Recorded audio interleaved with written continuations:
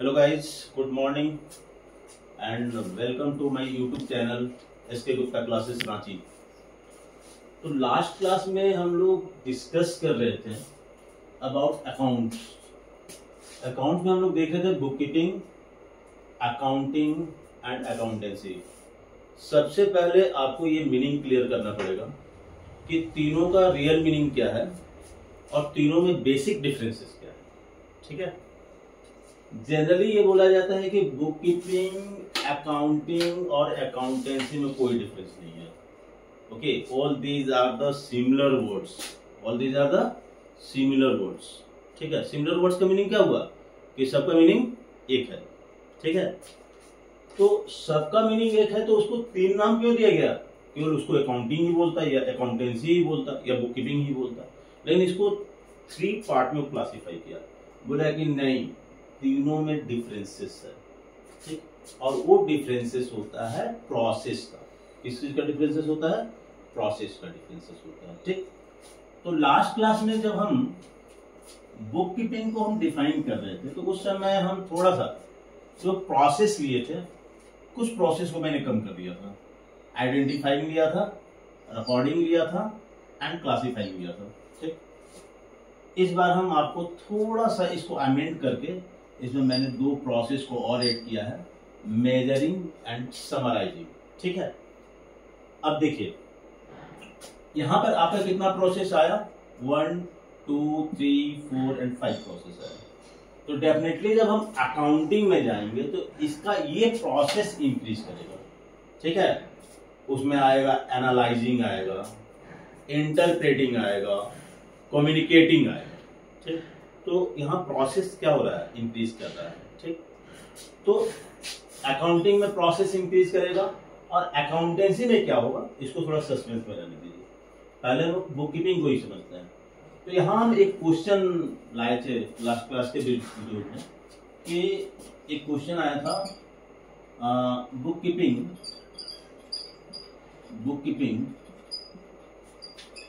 Is an arts and science both. Okay, explain this statement. ये question आया था। ठीक, तो देखिए ये आपका इसी क्वेश्चन को ये बुक कीपिंग के प्लेस पे और क्या हो सकता है? अकाउंटिंग। क्या हो सकता है? अकाउंटिंग। हम यहाँ एक क्वेश्चन को इस तरह भी रीड कर सकते हैं कि accounting is an arts and science both, explain this statement. ठीक, इस बुक कीपिंग के प्लेस पे आ सकता है अकाउंटेंसी। क्या आ सकता है? अकाउंटेंसी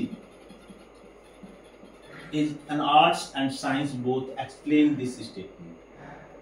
ठीक है, क्वेश्चन तीनों एक है क्योंकि डेफिनेशन तीनों का एक है, केवल प्रोसेस इंक्रीज करता है। क्या इंक्रीज करता है?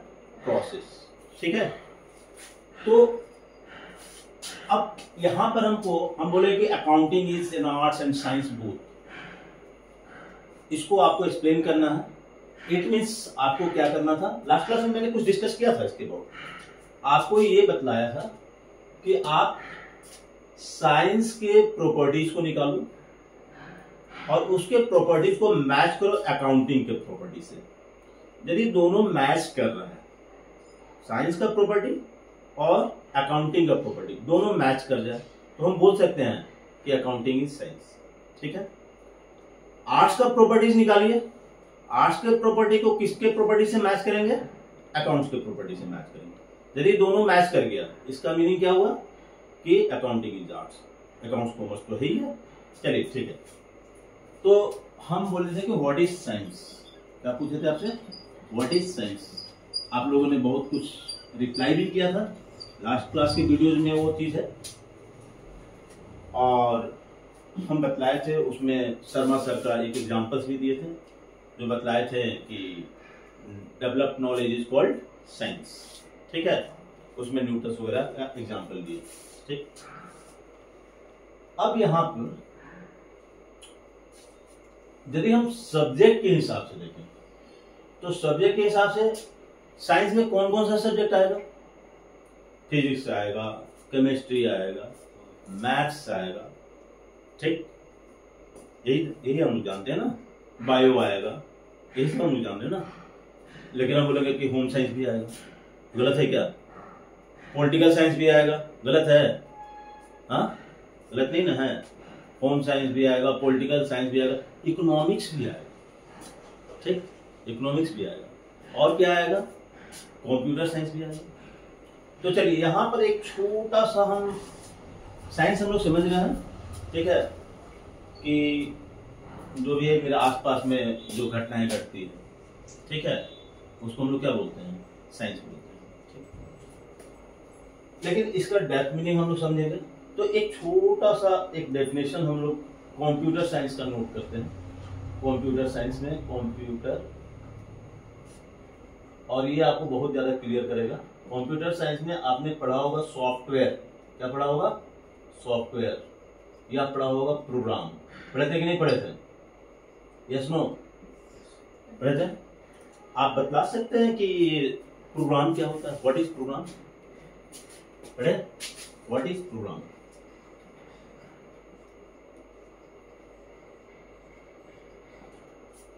बोलिए। सेट ऑफ इंस्ट्रक्शन, ठीक, आगे बढ़िए। केवल हम सेट ऑफ इंस्ट्रक्शन बोलेंगे तो प्रोग्राम हो गया? नहीं। तो इसको हम लोग बोलते हैं, ऐसे इसको डिफाइन करते हैं, बोलते हैं set of instruction, set of sequential instruction. ऐसा sequential instructions arranged logically to perform a certain task is called program. Task is called program. चलिए यहाँ पर मैंने एक प्रोग्राम का ये लिखा, ठीक, डेफिनेशन लिखा। इस प्रोग्राम का डेफिनेशन का क्या इंप्लीमेंट है साइंस में, उसको हम लोग समझेंगे। अब साइंस का एक अच्छा सा डेफिनेशन हम लोग ढूंढते हैं, कोशिश करते हैं कि एक साइंस का एक अच्छा सा डेफिनेशन हम जान सके, ठीक। तो जब साइंस को डिफाइन किया गया तो बोला गया कि science is the systematic body of knowledge, systematic body of knowledge,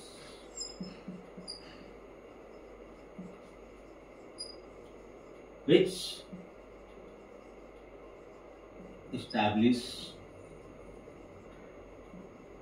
relationship between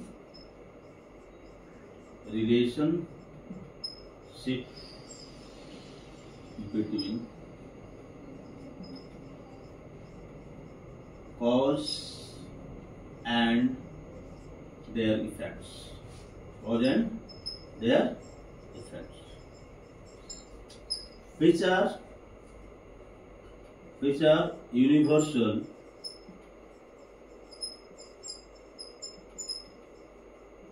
and verifiable. चलिए मैंने एक छोटा सा डेफिनेशन देने की कोशिश किया साइंस का। सर साइंस का एरिया बहुत ज़्यादा है ना, साइंस को इतना इजी नहीं है डिफाइन करना, ठीक। न्यूटन भी अपने बारे में बोला था, क्या बोला था साइंस के बहुत, क्या बोला था? बोला था कि मैं समुद्र के किनारे पड़े हुए बालू के उस कण के समान हूं जिसका कोई अस्तित्व नहीं होता। मतलब वो अपना कंपैरिजन, ठीक है, जो समुद्र के किनारे जो सैंड होता है ना उसका एक टुकड़ा से किया था जिसका अपना कोई अस्तित्व एग्जिस्टेंस नहीं होता है। तो साइंस का सब क्षेत्र बहुत बड़ा है, मेरा कॉमर्स का क्षेत्र थोड़ा सा लिमिटेड, बट हाँ कॉमर्स साइंस है, क्या है? Commerce science. चलिए अब आइए साइंस में क्या क्या चीज होता है। साइंस में हम लोग मैथ्स पढ़ते हैं तो बोलते हैं कि सर मैथ्स में हम प्रूव कर सकते हैं left hand side equal to right hand side, LHS equal to RHS। पहला उसमें एक प्रूविंग होता है, क्या होता है? एक प्रूविंग होता है। वेरीफाई कर सकते हैं नहीं? कर सकते हैं ना, प्रूफ कर सकते हैं। और वो जो हम प्रूफ करते हैं वो यूनिवर्सल होता है। क्या होता है? यूनिवर्सल। यूनिवर्सल का मतलब जनरल एक्सेप्टेंस होता है, उसको जनरली हर लोग एक्सेप्ट करते हैं कि नहीं करते हैं? हाँ, ठीक है। अब आइए, पहला कि इसमें एक प्रूविंग होता है। साइंस में क्या होता है? प्रूविंग होता है। हर चीज को हम क्या कर सकते हैं? प्रूव कर सकते हैं। चलिए, और उसको वेरीफाई भी कर सकते हैं, प्रूव भी कर सकते हो, वेरीफाई भी कर सकते हैं। क्लियर है? और उसमें यूनिवर्सल एक्सेप्टेंस होता है। क्या होता है? यूनिवर्सल एक्सेप्टेंस, मतलब सारे लोग एक्सेप्ट करते हैं उस चीज को। करते हैं कि नहीं करते हैं? चलिए, ठीक है। पहला चीज समझे कि इसमें एक प्रूविंग होता है। दूसरा चीज, सर यदि हम लोग कंप्यूटर, देखिए हम यहाँ कंप्यूटर साइंस के टीचर नहीं है सर, हमको जस्ट एक एग्जांपल इलस्ट्रेट करना होता है कि आप फैक्ट को समझ सके। ठीक, यहाँ कंप्यूटर साइंस की क्लासेस चल रही है नहीं, यहाँ किसी की क्लासेस चल रही है?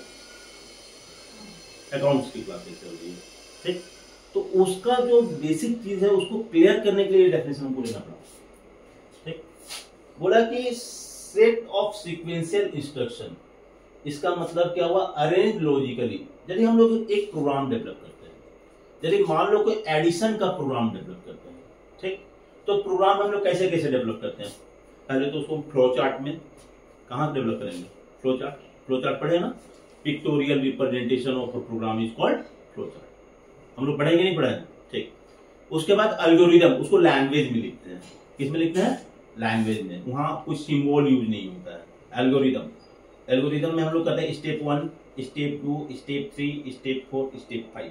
तो एक छोटा सा, हम यहाँ एक छोटा सा एडिशन का प्रोग्राम दे रहे हैं ना, जिसका एक एल्गोरिदम दे रहे हैं। स्टेप 1 हम लोग स्टार्ट, ठीक है, प्रोग्राम को स्टार्ट किया।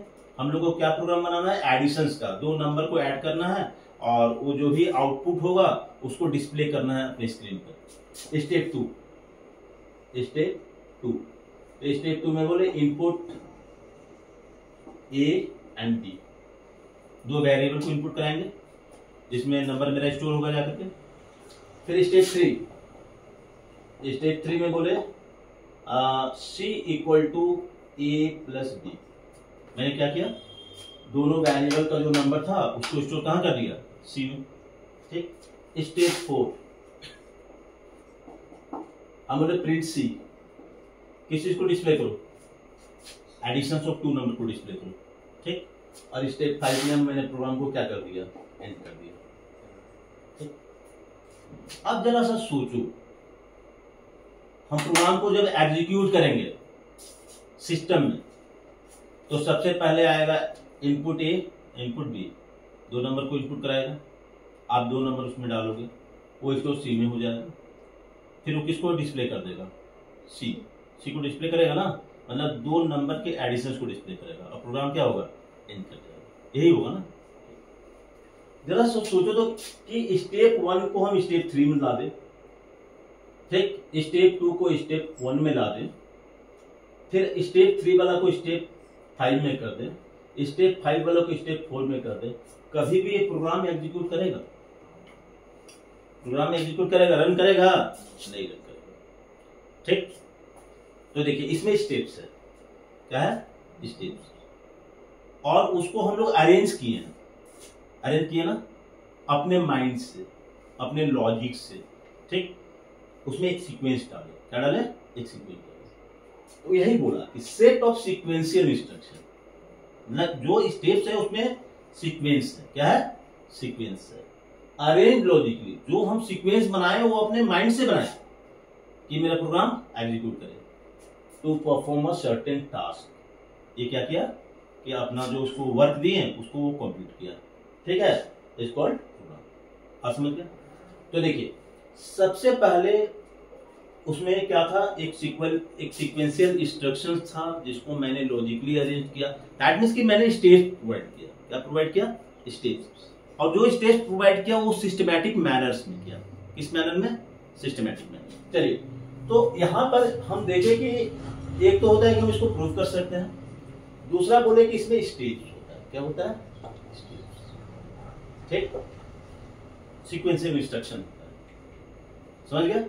चलिए अब इसका कंपैरिजन करते हैं ये सारी चीज से जो मैंने किया। ठीक है, बोला कि science is the systematic body of knowledge. Systematic body of knowledge का मतलब कि इसमें स्टेपिंग्स है, इसमें स्टेपिंग्स है कि नहीं है? ठीक। Which establishes relationship between cause and their effects. अब देखिए, बोलता है कि जो भी हम कर रहे हैं उसमें एक कॉज है और दूसरा उसका इफेक्ट्स है। एक कॉज है और दूसरा उसका इफेक्ट्स है। जैसे for example sir hydrogen, H stand for hydrogen, H stand for hydrogen, है ना, और O stand for oxygen. Hydrogen और ऑक्सीजन को यदि हम मर्ज करते हैं क्या बनता है? हाइड्रोजन और ऑक्सीजन को यदि हम मर्ज करते हैं तो क्या बनता है? अब देखिए, वो आप केमिकली इसको इक्वल कर लीजिएगा, हमको इक्वल करना नहीं है, हमको बस समझाना है कि होता क्या है। क्या बनता है? वाटर बनता है कि नहीं बनता है? बनता है ना। ठीक, तो इसका मर्ज करना कॉज है, इसका मर्ज करना क्या है? कॉज। मर्ज करने से उसका इफेक्ट आया कि नहीं आया?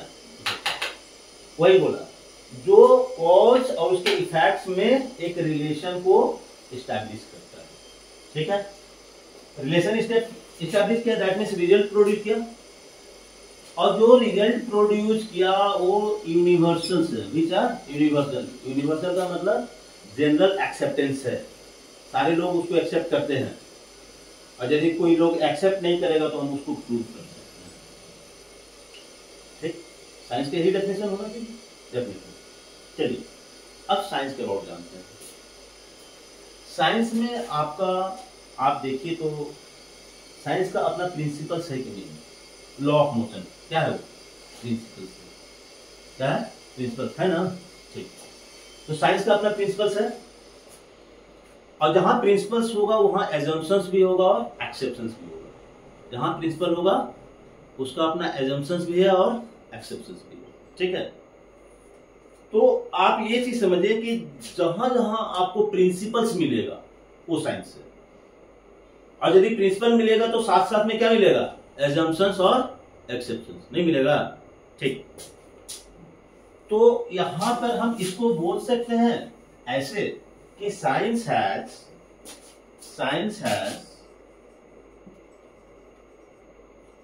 इट्स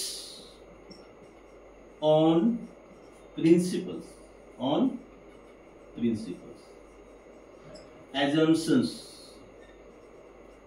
assumptions and exceptions है कि नहीं है? ठीक, हम लोग इकोनॉमिक साइंस है।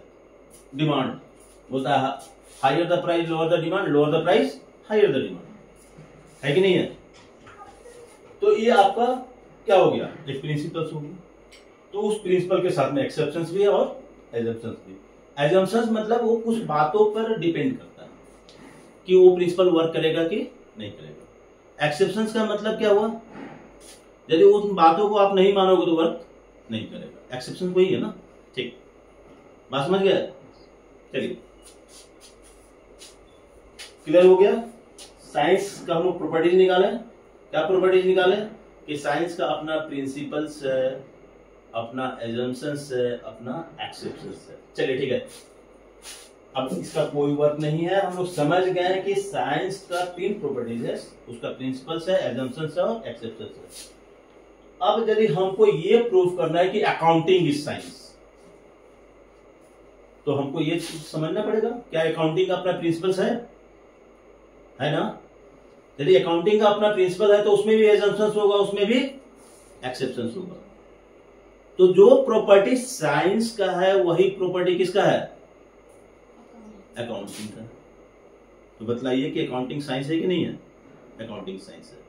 दैट मीन्स कि यदि हम साइंस में हर चीज को प्रूव कर सकते हैं तो अकाउंटिंग में भी हम हर चीज को प्रूव कर सकते हैं। क्लियर है? क्लियर है? कोई डाउट? चलिए ठीक है। तो यदि हमको ये प्रूव करना है कि अकाउंटिंग इज साइंस, तो सबसे पहले आपको क्या करना होगा? आप साइंस का डेफिनेशन लिख लीजिए, ठीक है, और उसके बाद थोड़ा सा आगे इसके प्रोसेस कीजिए कि वो कौन सा लैंग्वेज डालिएगा कि आप प्रूफ कर पाइएगा, ठीक है। तो हम लिखेंगे इसके आगे in the same manner, in the same manner accounting has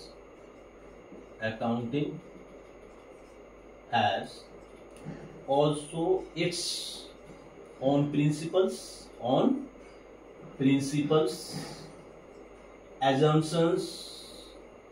assumptions and exceptions. ठीक है, exceptions. Hence accounting is science.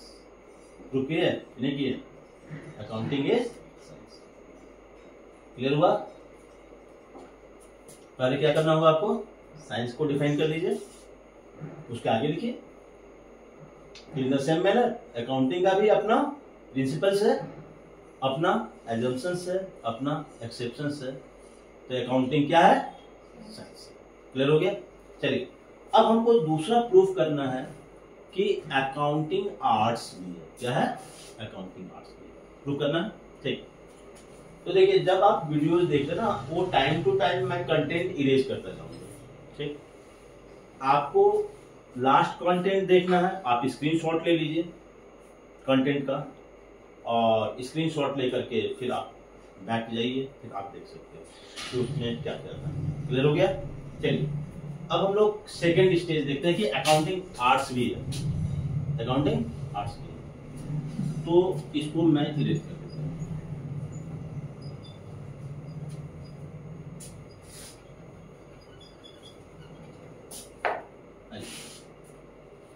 तो आर्ट्स का डेफिनेशन आप बताइए, what is arts? Sir arts बहुत बड़ा, वो हमको तो लगता है साइंस और कॉमर्स दोनों से बड़ा है आर्ट्स. ठीक है. हाँ, कुछ सर्टेन मतलब टॉपिक्स को छोड़ दिया जाए तो सब वो आर्ट्स में चला जाता है. किसमें चल जाता है? आर्ट्स में. चलिए, ठीक है, हम लोग उतना डेप्थ में नहीं जाएंगे. हम लोग सिंपल सा सोचेंगे कि आर्ट्स का मीनिंग क्या है. एकदम सिंपल सा चीज होती है. तो हम बोलेंगे आर्ट्स, अरे सर वो ड्राइंग क्लास. क्या आता है आपके माइंड में आर्ट्स बोलने से? ड्राइंग. क्या आता है? ड्राइंग. ठीक. अब देखिए ना, बच्चे कैसे ड्राइंग करते हैं. घर में किसी का शादी है, ठीक, सारे गेस्ट भरे हुए हैं. अब बच्चा क्या कर रहा है? एक कॉर्नर में बैठ करके ड्राइंग बुक में वो क्या कर रहा है? कलर फिल कर रहा है. उसको किसी से कोई मतलब है नहीं. चलिए ठीक, यही होता है ना आर्ट्स. हाँ, क्या कर रहे हो? आर्ट बना रहे हैं. क्या कर रहे हैं? बच्चे से पूछा जाता है क्या बोलेगा? आर्ट बना रहे हैं. यही बोलेगा ना, आर्ट बना रहे हैं, आर्ट वर्क कर रहे हैं, ड्राइंग कर रहे हैं, यही बोलते हैं. चलिए ठीक है, आप थोड़ा सा ध्यान दीजिए कि थोड़ा उससे ऊपर उठिए. ड्राइंग में बच्चे बड़े हो गए, ठीक, तो देखिए वो जहां ड्राइंग करते हैं ना, एकदम पीसफुल इन्वायरमेंट होना चाहिए, वो वहां ड्राइंग करते हैं. उससे भी यदि सेटिस्फाइड नहीं होंगे ना, तो पिक्चर वगैरह में देखता है कोई कैनवस का बोर्ड लेते हैं और एकदम जंगल में चले जाते हैं, और वहां जाकर के हम ड्राइंग कर रहे हैं. क्या है भाई, प्रॉब्लम क्या है? नहीं, वहां बहुत डिस्टर्बेंस होता है. इसलिए हम लोग जाते हैं कि कहीं पीसफुल प्लेस पे जाएं जहां हमको कोई डिस्टर्ब नहीं कर सकेगा. वहां जाकर हम क्या करेंगे? क्या करेंगे? इमेज ड्रॉ करेंगे. उससे ज्यादा क्या करेंगे? सोचिए कि जब वो इमेज ड्रॉ करता है तो उसके माइंड में कुछ इवेंट्स होता है कि नहीं होता है?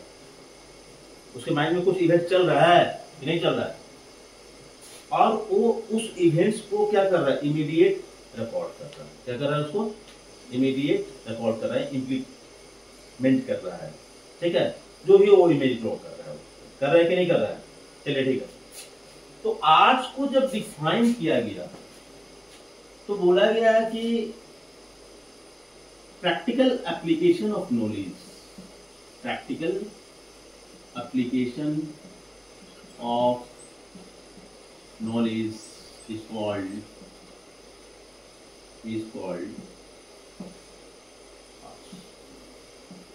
इसका मीनिंग क्या हुआ? वो इसका मीनिंग उस बच्चे या उस जो ड्रॉ कर रहा है, इमेज ड्रॉ कर रहा है, उससे वो लगा रहा है कि माइंड में जो भी इवेंट्स हो रहा है उसको वो इमीडिएट रिकॉर्ड कर रहा है. क्या कर रहा है? उसको इमीडिएट रिकॉर्ड कर रहा है, प्रैक्टिकली इंप्लीमेंट कर रहा है, कर रहा है कि नहीं। अब आइए, तो इसका मीनिंग क्या हुआ, इसका प्रॉपर्टी क्या निकाला, क्या निकला इसका property, immediate recording of events. क्या निकला, इससे हम लोग क्या प्रॉपर्टी निकाले हैं, immediate recording of events, recording of यही ना आएगा कि और कुछ मीनिंग निकलेगा, बताइए आपको कुछ निकलेगा क्या, नहीं। हाँ, ये अब इस प्रॉपर्टी को कंपेयर कीजिए अपने अकाउंटिंग के प्रॉपर्टी से। बिजनेस में यदि ट्रांजैक्शंस अभी हो रहा है तो इसका रिकॉर्डिंग 5 दिन के बाद होगा कि अभी होगा, अभी होगा। तो सर उसमें भी इमीडिएट रिकॉर्डिंग ऑफ इवेंट्स है और इसमें भी इमीडिएट रिकॉर्डिंग ऑफ इवेंट्स है। तो बताइए कि अकाउंटिंग आर्ट्स है कि नहीं है, अकाउंटिंग आर्ट्स है। क्लियर हो गया, ठीक है। तो उसमें फिर से वहां आगे लिखिए, in the same manner whatever transactions made in the business record immediately, so accounting is arts. ठीक है, क्या लैंग्वेज बोले हम, बताइए थोड़ा सा। नहीं, इसके आगे यदि हमको ये लिखना है तो पहले तो मैंने डेफिनेशन लिखा, उसके बाद इसकी प्रॉपर्टी लिख दी, ठीक है।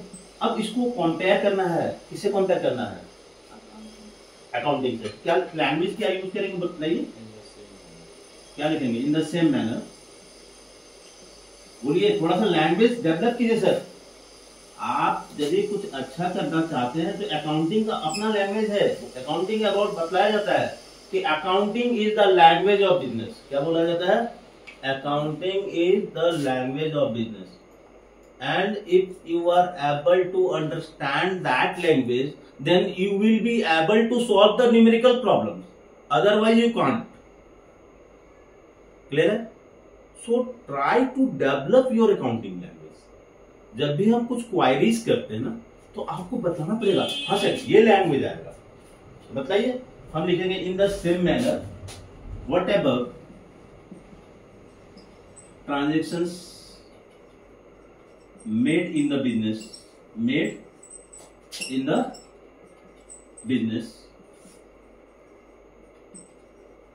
records immediately,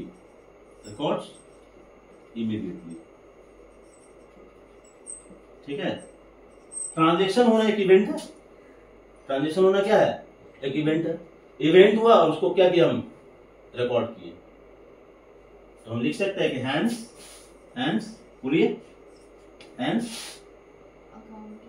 accounting is an arts also, accounting is an arts also। देखिए सर, ये 11th में पूछ सकता है 3 नंबर का क्वेश्चन हो, 4 नंबर का हो, आप कुछ भी लिख दोगे आपका टीचर मार्क्स दे देगा।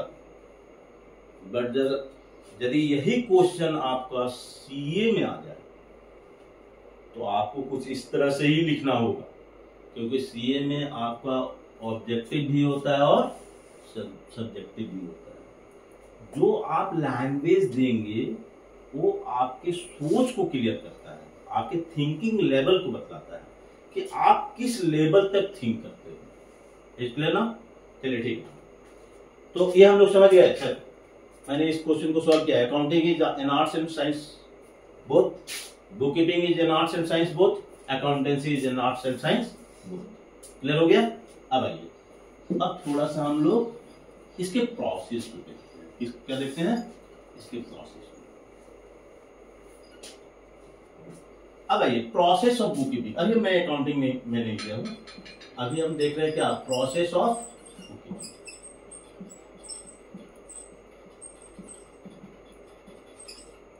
ओके,